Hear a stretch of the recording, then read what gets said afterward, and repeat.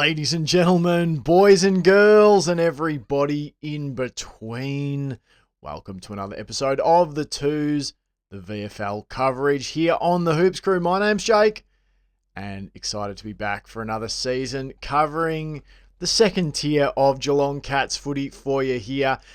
Now, this episode, every week on a Wednesday night, looking at player performance from the previous round of VFL football, both men's and women's. VFLW not yet underway. Got about a month before that starts. But we do have a VFL men's game to talk about. Going to put this game up, this podcast up rather, on YouTube and Spotify in addition to Patreon. But after round one, it all goes on Patreon. So if you want to get the rest of the season of coverage of the VFL men's and women's, go on over, start a 7-day free trial on the Hoops Crew on Patreon. Let's jump into it. This was an interesting game. Cats v Sandringham. Interesting in the sense that it was a challenge at times to stay awake in this match. This was a sloppy contest. I put out a tweet on the Chaps account saying, I think I've watched Ovens and Murray Football League games with better overall skill execution. Really strange game. Had the feeling of a pre-season contest in a lot of ways, but still plenty to glean from it. We won't spend too much time on how the match actually played out. I want to get the podcast this year focused in, try and get it down to half an hour at maximum, all about the player evaluation stuff, about those next-gen Cats, and maybe a few notes on some of the VFL-listed players as well. But to put a quick cap on it for you, if you didn't catch the game, Geelong 12-19-91 beat Sandringham 8-12-60. Should have been a lot more comfortable even than the 31-point margin that it was. Geelong really did boss this game for large stretches. They went inside 50, 64 times to 39, and really that told a big story. Geelong just far more able to press and lock Sandringham down inside defensive 50. Had they kicked accurately, Geelong, this would have been a 10-goal plus blowout. So, yeah, the result never really in danger from a Cats perspective. But let's jump into how some of these VFL Cats, or rather some of these AFL-listed Cats are playing in the VFL. We want to start, let's start by talking about Patrick Retschko. So Patrick Retschko, first time I've got to watch him play. What an exciting debut in the hoops. Sort of played a bit of wing, bit of half back. And, you know, a note I had early on was like, could he be that sort of powerful medium-sized defensive player the Cats probably lack if they don't play Oisin Mullen? Like, it's sort of down between, you know, Mullen's got the gig at the moment, but there'll be some talk for Mitch Duncan to come back in the side after his performance in the VFL. I'm not so sure about that. There's a bit of talk, you know, Jed Buse, obviously not healthy at the moment, but if he was healthy, would he be getting the game over Oisin Mullen? Like, who is that player that's strong-bodied, able to play on, you know, mediums, able to play on smalls, you know, that go-with player for like a Charlie Cameron? Now, obviously, Patrick Retschko doesn't come in, you know, renowned for his defensive qualities, but I think it's something that the Cats are going to try and work on with him at VFL level. I'm sure that when I read the Rookie Me Central draft profile on him, there was a lot of talk about could he potentially play more defensive roles at an AFL level. If so, he'd have to develop that a bit. And I thought you saw bits and pieces of that from him today. There was some nice contested marks in the back 50. Displayed some really nice dash, taking a bounce on the far wing, I think it was in the first quarter, and put a kick on an absolute platter for Jay Polkinghorne to lead into and mark. A really nice defensive smother on the wing a few minutes later. And then at the other end of the ground, a great mark on the lead inside forward 50 to start the second quarter, and he went back and slotted an exceptional set shot goal. It was from a pocket that most players were missing from across the day. So Patrick Retschko really put on tape, particularly I would say in the first half, probably faded out of the game a little bit in the second half of play. He displayed that all-round sort of running ability. He bobbed up defensively. He bobbed up in the attack. through the middle of the ground. He was able to impact a lot of different facets of the game. And yeah, it really did make me think, could this be a player that if we develop him, continue to develop him defensively, that he could come in and be that sort of medium-sized defensive player that I think we do lack at times, or are forced to keep playing O'Sheen Mullen at AFL level to cover. And I know we've got Lawson Humphreys, but Lawson Humphreys for me is more of that like attacking weapon.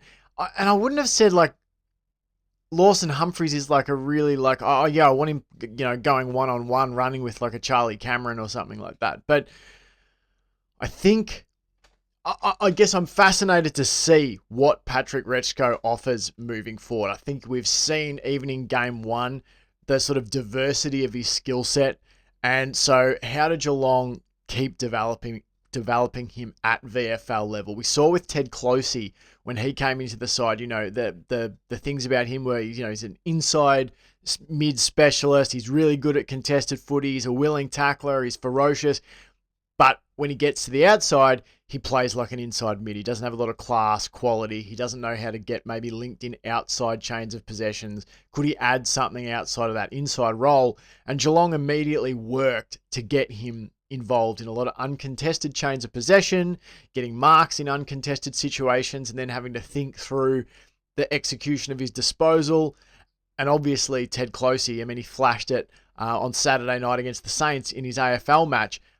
He's developed this really great knack for finding an opportunistic goal, and all of that feels like it came from Geelong, putting him in position to develop his weaknesses, and in the process finding strengths. So I'm interested to see how they develop Patrick Retschko moving forward this season, but it was a really, really nice debut from him, and as I said, impacted lots of different phases of the game, particularly the first half, probably faded out of the contest a little bit in the second half, which I'd probably maybe expect for some of these first-year players. Let's talk about another first-year AFL-listed player in Jay Polkinghorne. Didn't see a lot of him, to be completely honest. If you look at him statistically, I should give you the stats too for Patrick Retschko. Retschko, 24 disposals, 15 kicks, 9 handballs, 7 marks, no tackles. So that part of his game maybe needs a little bit of work. 4 clearances and a goal. Where are we? Jay Polkinghorne. Polkinghorne, interesting debut. Fairly quiet. Kicked Geelong's opening goal of the game, I think it was, or at least a goal in the opening quarter. He ends the day just 5 touches, 3 kicks, 2 handballs, 3 marks, 3 tackles, and 1 goal straight. Yeah, it was sort of just a very quiet debut. Didn't really jump off the page, didn't really jump off the screen. Took a really nice contested mark early in the final term and sat a decent kick up inside forward 50 that wasn't marked by the player he was targeting. He did really look like that sort of in-between sort of sized forward. He's not like got that, huge, he's obviously not a Shannon Neal kind of tall build. So I'm interested to see where his season goes from here. It was... yeah, a quiet game. Almost like you'd have to mark it as an incomplete grade. Like we didn't see enough of him with the ball in his hands to get much of a grade on him, I would say. I think probably Geelong yet again in the VFL this season are going to be looking more at some of their medium and smaller forwards to do the damage. Obviously, you had Tobin Murray kick 3 goals today. On Saturday, you had Oli Wiltshire kick 3 goals. So you're probably it's going to be those kinds of players, I think. I'll be interested to see if and when Jacob Mollier gets on the field. But yeah, a few of Geelong's attacking talls, probably, particularly the AFL-listed ones, probably didn't have great games. As I said, Jay Polkinghorne, bit of an incomplete grade. The other 2 talls, I guess, that we're going to talk about, Joe Pike and Reece Stanley. It was a rough day for Geelong's 2 ruckmen. They only won 31 hitouts between them, 23 to Reece Stanley, 8 to Joe Pike, 2 clearances between them, 2 marks between them, just the 16 touches. It was a rough day. That's really what stood out for me for both of these players. Both of them were in the bottom three for Geelong in terms of disposal efficiency as well. Joe Pike's 16.7% disposal efficiency. He gave away 3 free kicks. Reece Stanley, 40% disposal efficiency. He gave away 6 free kicks. And particularly in the first half, Stanley looked really outworked and outmuscled in the ruck. I sort of came away from Saturday night against the Saints thinking, geez, I wonder if Stanley will be, a chance to get back into this AFL team. But unlike last year when Stanley dropped back to the VFL, he really tailed up. He was not an asset to the Cats in the VFL on the weekend. And Joe Pike was largely ineffective in the ruck as well. Now, you would expect, Joe Pike to struggle a bit early doors. He's a young player. He did look fitter. That's what I would say as a plus for Joe Pike. He definitely looked trimmer. There are a few players for Geelong. George Stevens, who we'll get to shortly, he definitely one who looks leaner, fitter, more athletic. I think Joe Pike, you could definitely see a preseason in the AFL system has done him the world of good. But yeah, the ruck work really, really lacked for Geelong. It was Harry Boyd who had the best of it for the Zebras. Really, Boyd and Heath, the two rucks for Sandringham, they combined for 43 hit-outs and 7 clearances compared to Geelong's 31 and 2 between their ruckmen. So it was a rough day for both of Geelong's ruckmen, and sort of expected Pike to maybe be more of a long-term development shot. Reece Stanley, I don't know. I'm wondering if it's just that thing that it's gone now. The AFL level play is gone. It'll be really, really interesting to see, because I don't think right now, if you ask me my opinion, who's Geelong's best ruck on the list, who's fit and healthy, it's Mark Blixarves. So yeah, no big ticks here for either of these guys in week 1 of the VFL. Who are we going to talk about now? Let's talk about Mitch Duncan. Let's talk about Mitch Duncan. So this is another one that'll come out of the weekend. I've seen a bit of talk about this of like, we've got to get Oisin Mullen out of the side. Mitch Duncan, he's a better footy player than Oisin Mullen. I will 100% grant you that Mitch Duncan knows where to be in order to get involved in the play a lot more than Oisin Mullen does. 100%. Of course he does. He's nearly played 300 games of AFL footy. He's played the game his whole life. Oisin Mullen's an Irishman who has started playing the game, 3 seasons ago? This is, we're entering season number 3. It's a no-brainer that Mitch Duncan knows the game better. He's positionally more switched on. He had a really nice kick that set up Jay Polkinghorne. It was his kick that got Polkinghorne his first goal in the hoops. There was a nice contested mark from Mitch Duncan in the middle of the ground.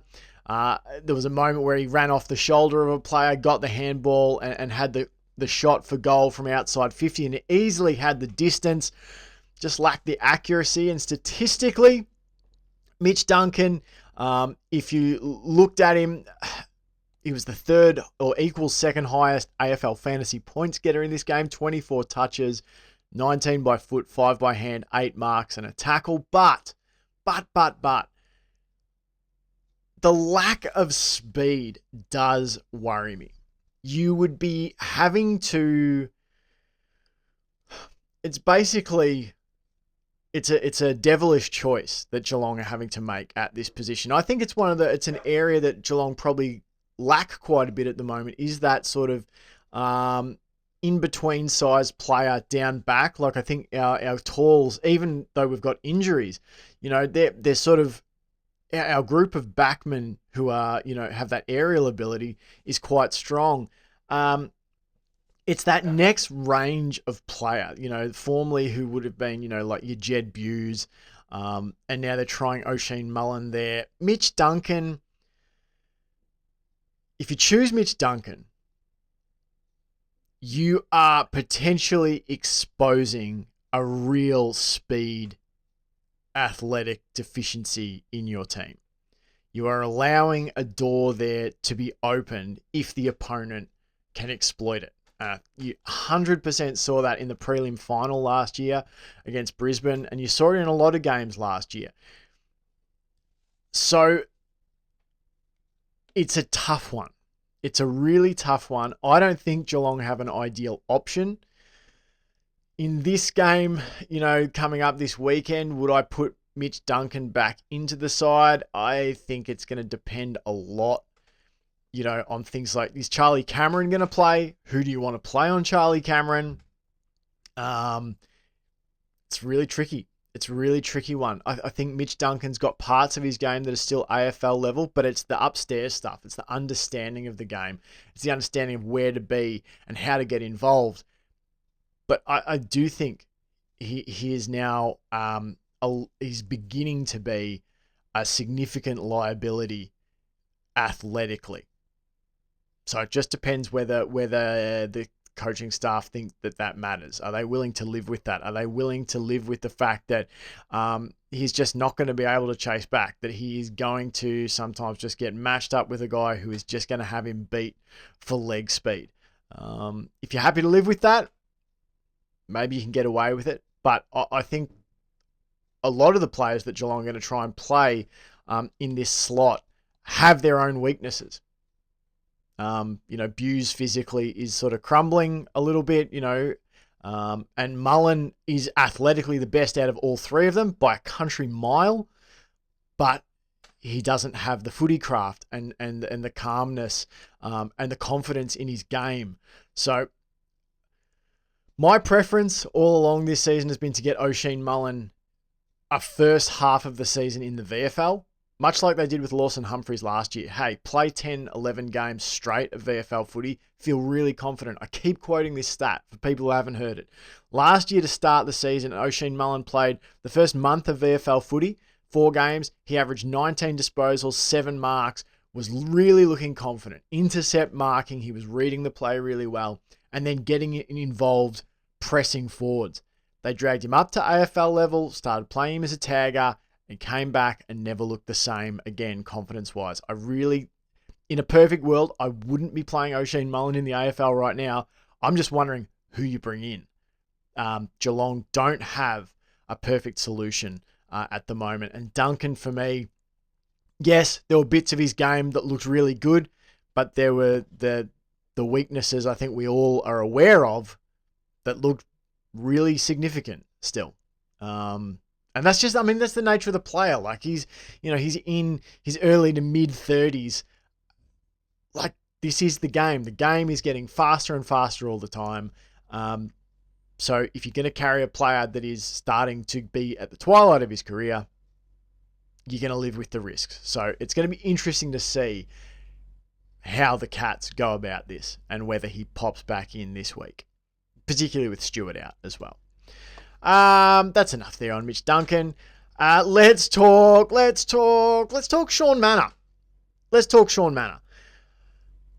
Really looked off the boil in the first half. And I wondered, was he maybe still getting right after that off-season? I think he had a foot injury.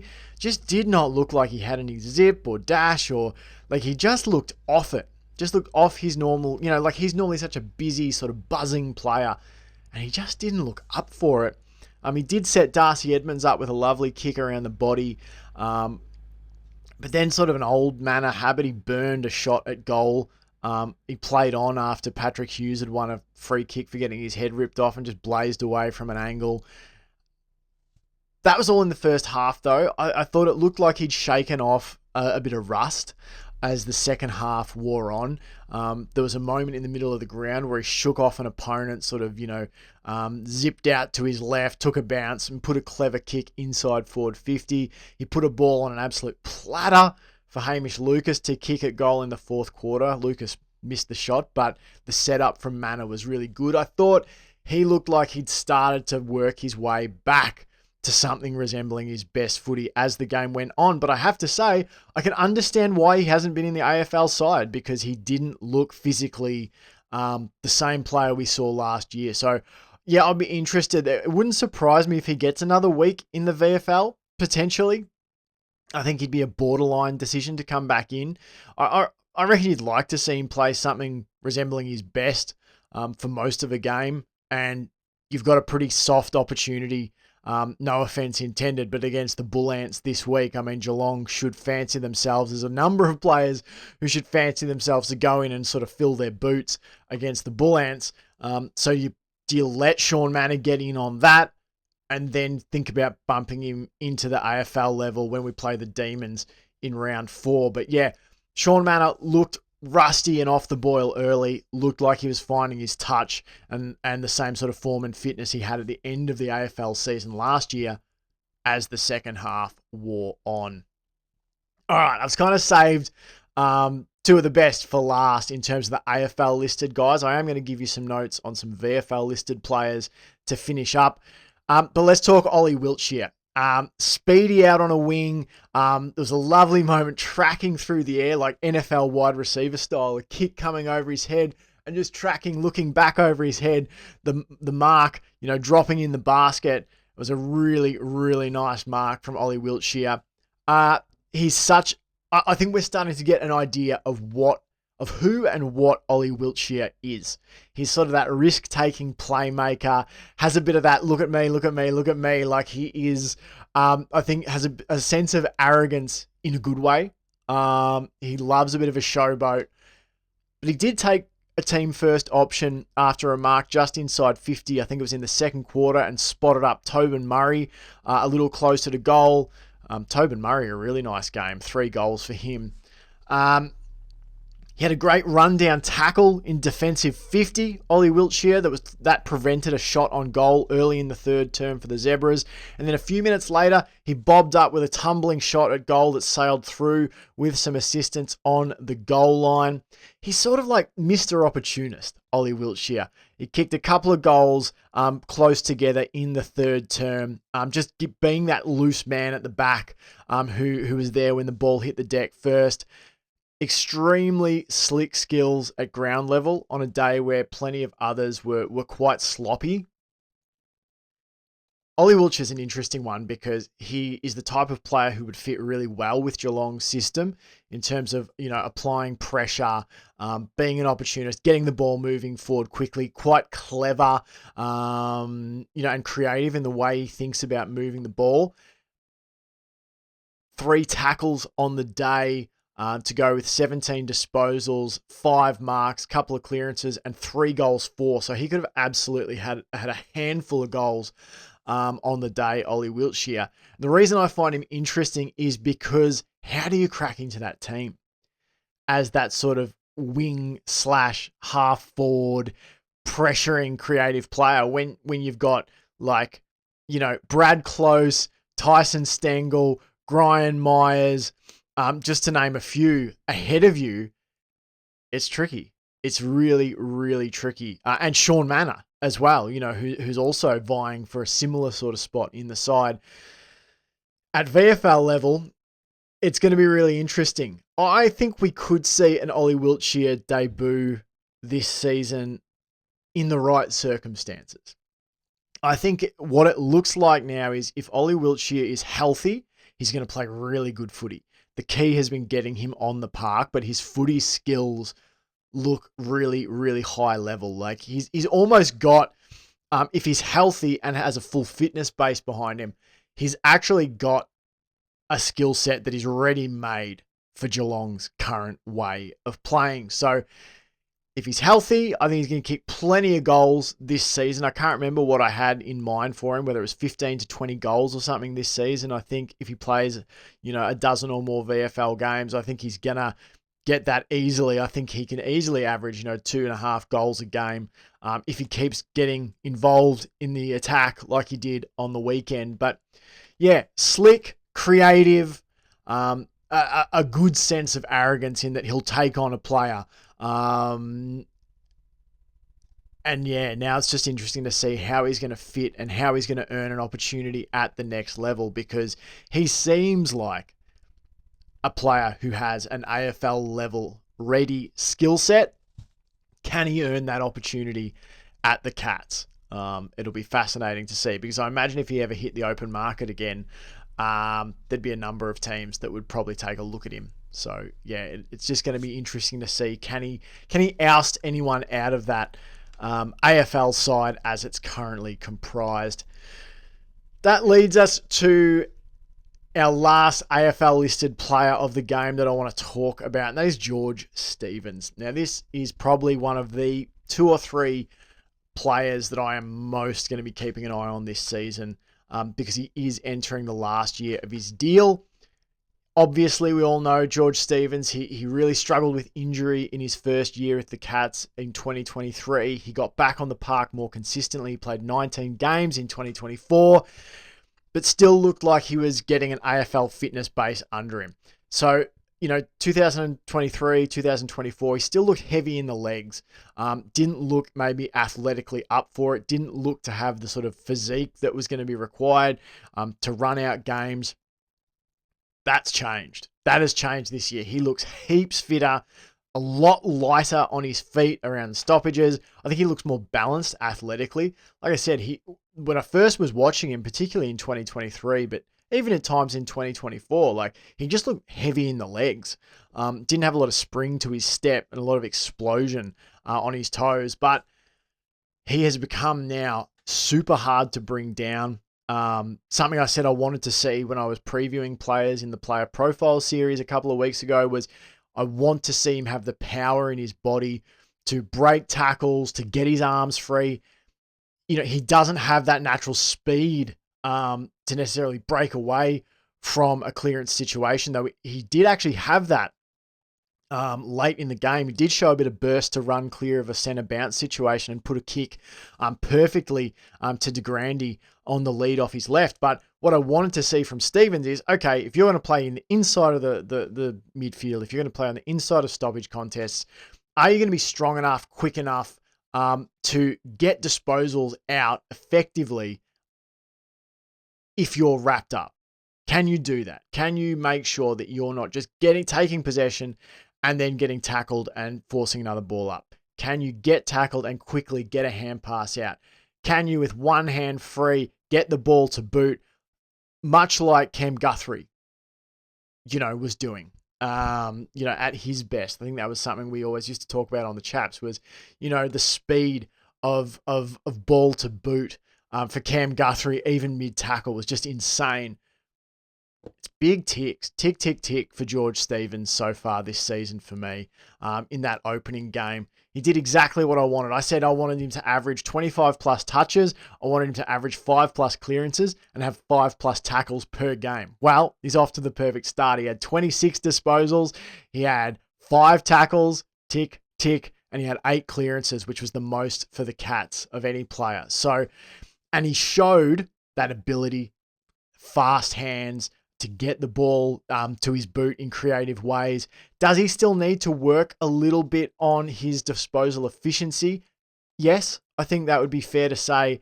But at 69.2% disposal efficiency off 14 contested possessions and 11 uncontested, that's actually plenty good enough. If he can be, that is the top end for me. If George Stevens can be anywhere near 70% disposal efficiency, given the way he plays as a contested inside mid, double thumbs up from me. So yeah, big stride forward for George Stevens, I think. We know he's got that natural gritty sort of ball winning ability. He's not a flashy player. He's not going to stand out really unless you're looking for him, unless you're specifically watching, the inside of the stoppage contest. But if you're watching him do that work, I think you would have been impressed with what he did on the weekend. And I think a lot of it is being built on having an improved fitness base and getting that body right and more pointed in an AFL type of direction. I think we could see him at the level this year. Say this week, say Jai Clark or someone pulls up a little bit sore and Mitch Nevitt pulls up a bit sore and couldn't go, and you've still got the same sort of injuries and outs, like your Bailey Smiths are still unable to play. I think George Stevens would get bumped back in to this. I think he'd get bumped in for a debut. I think he's probably going to be at some point that next man up to get an opportunity. And if the Cats can manage it to give him a soft debut against, say, a side that's struggling, maybe Richmond or someone like that, I think you could see him get a game if they're looking to rest someone or if there's an injury ahead of him. So yeah, promising signs for him. But this is the benchmark, or rather, this is sort of has to be his low watermark this season. This is what we need week in, week out. I think from George Stevens. There's going to be less competition for touches and clearances with guys like Nevitt, Clark, and Closey, who seem like they're going to spend more time around the AFL setup. There's no Mitch Hardy, so this is the time for George Stevens to fill his boots, rack up that big stat sheet, earn himself a contract extension, and then I think you're putting yourself in good position to really make a go of it over 2026, 2027 and beyond. Very, very happy with his development now that he looks to be fit and firing. All right, final notes. Just want to do some quick hitters for you. Now, these guys are all players who are VFL listed, not AFL listed. So we're not going to spend as much time on this group of players, but I do want to mention them. Darcy Edmonds and Oscar Riccardi, I'll sort of lump them together. They are those sort of smaller, buzzing, outside players who are happy to get involved defensively, but also can hurt the opposition with their leg speed and quick thinking and creativity around the ground. Statistically, I was just having a look. Where's Oscar Riccardi? Riccardi, 15 touches, 5 marks, didn't lay a tackle in this game. Where's my other mate, Darcy Edmonds? Darcy Edmonds, probably the more complete game. 13 touches, 4 marks, 4 tackles, kicked a goal. Just added that nice little sort of mosquito fleet feel for this VFL Cats. And I think you're going to see good things from them as this Geelong game style probably merges a little bit more with the AFL level. Even probably 2 seasons ago, the VFL side was still very much about moving the ball and creating uncontested kick-to-mark chains of possession. On the weekend against Sandringham, it was much more, hey, let's move the ball fast. 2 kicks from defensive 50, and we're up, about to launch an inside 50. It was much faster, much more aggressive, much more move the ball on at all costs. And I think Darcy Edmonds and Oscar Riccardi were both, a big part of that, in combining for 21 kicks out of their 28 disposals. So I liked their games. Patrick Hughes, a strong-bodied midfielder. He's going to play, not even second fiddle, third, fourth fiddle probably in this midfield for the Cats. But just trying to bring up his stats. Patrick Hughes, he did have, I think, a pretty good game. You could argue maybe his best game as a Cat in the VFL. 18 disposals, 7 kicks, 11 handballs, couple of marks, 9 tackles. That was equal team high for the Cats with Marcus Herbert. Couple of clearances and kicked a goal. So that's nice development from Patrick Hughes. I think still probably working on that fitness base. Patrick Hughes probably still needs to get that disposal efficiency up a little bit, does Patrick Hughes, but I like the way in which his game is developing. Nathan Kruger, massive pack mark at the top of the defensive goal square earlier in the game.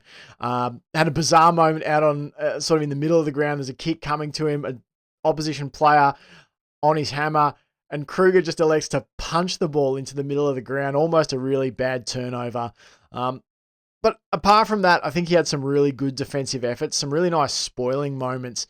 Even there was a contest, he was 2-on-1, outnumbered, the kick comes in, Kruger manages to split the attackers, gets a fist to safety. So nice little debut for Nathan Kruger here. He had 9 marks for the day. Charlie McCartan, 11 marks for the Cats. He and Kruger played really well down back. It's not going to all be down to, Dan Caperon this year in terms of playing that aerial intercepting role for the VFL Cats. So I liked Nathan Kruger's game, but easily the best of the VFL listed guys. It was Marcus Herbert continuing on from a strong 2024. He was busy around the ground, showed some lovely kicking skills, one to the lead of Patrick Retschko after taking an intercepting mark in the middle of the ground early in that second quarter.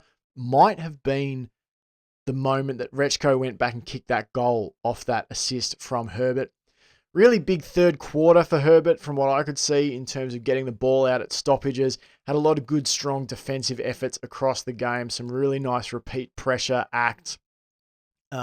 He was the leading AFL fantasy points getter on the ground. Not that that is the only and best measure of success, but 27 disposals led the team. His 19 kicks led the team. He had 4 marks. He had 9 tackles, which was equal team high. And he had 6 clearances, which was, I believe, second most for the Cats. So Marcus Herbert, I'm still thinking, he's approaching his mid-20s. The idea that he might be able to snag an AFL opportunity, probably starting to get less and less likely. But if he keeps playing like this, if he has a season where he averages 25 plus touches a game, 5 and a bit tackles a game, 5 and a bit clearances, I think he does keep putting himself on the radar if someone is looking for an extra rotational midfielder, or a player, he's played across halfback as well. So some really nice stuff from Marcus Herbert. He had 6 intercept possessions, which was equal 4th most on the team, with Patrick Retschko. So, yeah.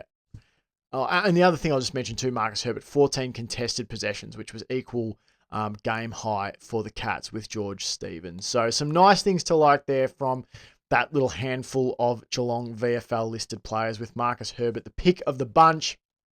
And really, if I was doing votes, it would probably be a grouping of George Stevens, Patrick Retschko, and probably Marcus Herbert, with a couple of other guys unlucky to miss out. Oli Wiltshire, maybe you could throw in there as well. They were sort of the 3 or 4 best.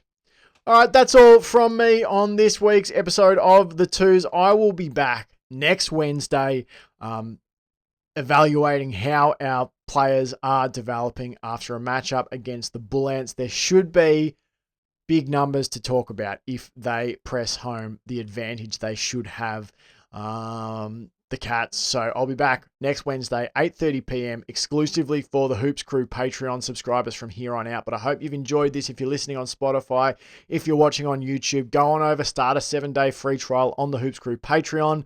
And we thank the Patreon subscribers, as they are currently comprised, massively for their support. Paul James will be back tomorrow night with a live show previewing Cats v Lions. So make sure you go check that out. Until next time, go Cats!